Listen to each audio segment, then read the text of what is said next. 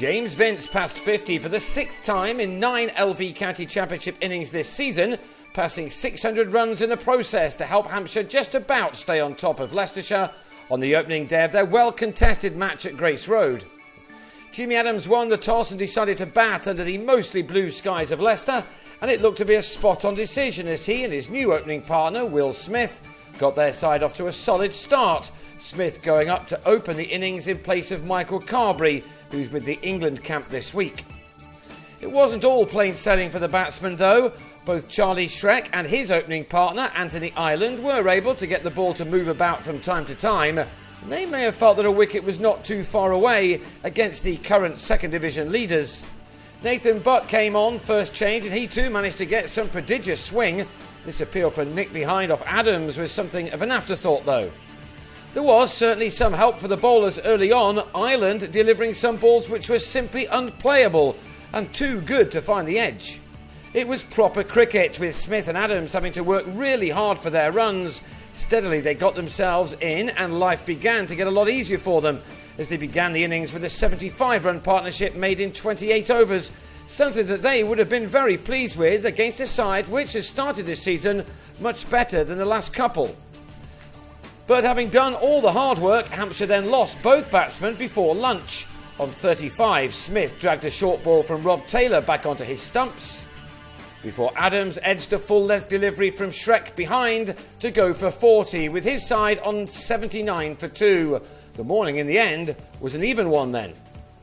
Leicestershire moved ahead after the break when they also removed Joe Gatting with a total of 91. The umpire judging that the ball flew off the back of the bat, not the arm, to Angus Robson off the bowling of Buck. What Leicestershire really needed now was to get Vince out early. Only Daryl Mitchell at Worcestershire has started this season better than the Hampshire number 4, and the two are in a race, it seems, to be the first to 1,000 championship runs this summer. Vince began this knock with 531 and was soon adding to those. Adam Wheater had also started this summer well until an injury put him on the sidelines, with Michael Bates keeping brilliantly in Hampshire's win over Glamorgan last week. Wheater was playing in this game as a batsman only, and he is certainly good enough for that. Like Vince, he loves hitting boundaries, and in little time this pair were starting to put their side back on top. It was that kind of day when neither side could dominate for long though. Wheater went to a 50 off only 47 deliveries, an innings at odds with those at the top of the order. The reason he got there so quickly was that he struck 10 fours in what was his second half century from just 3 championship innings this year. He struck an 11th boundary as he raced to 57, but then he got a thin edge as he tried to cut Jigger Nate to the fence once more. Niall O'Brien held on to end a partnership of 92, which had been made in only 18 overs. Vince remained, and with ease he was soon raising his bat yet again this summer as he reached the 50 mark for a 6th time this year. This latest half-century had come off 71 balls with 8 fours included. He really is in the form of his life right now. He is as comfortable against pace as spin, and he uses his feet really well against the latter. Nate was not the first bowler this summer to be eased away for runs by a young man whose game has moved on leaps and bounds over the last couple of years. He is currently unstoppable as he moved to 600 runs for the championship season. Yet he was out in the oddest of ways, missing a full toss from Buck to go for 70, a score which does keep his average for the summer in 3 figures. Vince couldn't believe he'd missed the ball though. That was probably the same feeling for everyone at the ground. Leicestershire had received a gift and they made the most of it as Buck struck again 5 balls later. Bates taking a guard well outside off stump, getting an inside edge on it to pad to be caught by Robson in spite of the appeals initially for LBW. A promising position for Hampshire had gone in 1 over, and it was now left to Sean Irvine and Matt Coles to get their side back on top in the final session of the day. Having come together with their side on 219 for 6, they added 41 runs in 13 overs to again restore parity in this enthralling match.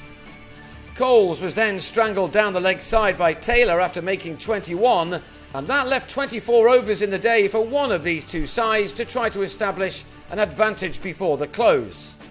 With the second new ball not far away, Leicestershire would have been hoping that was going to be them, but they found Kyle Abbott in good form with the bat for the first time in the county game, as he supported Irvine well to put on a stand of 39 for the 8th wicket which took the total to 299.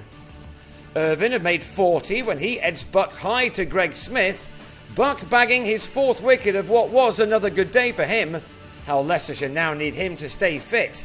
He was unable to get his second fifer in 2 games on this day, as Abbott and Danny Briggs held out for the last 45 minutes to just about make this Hampshire's day.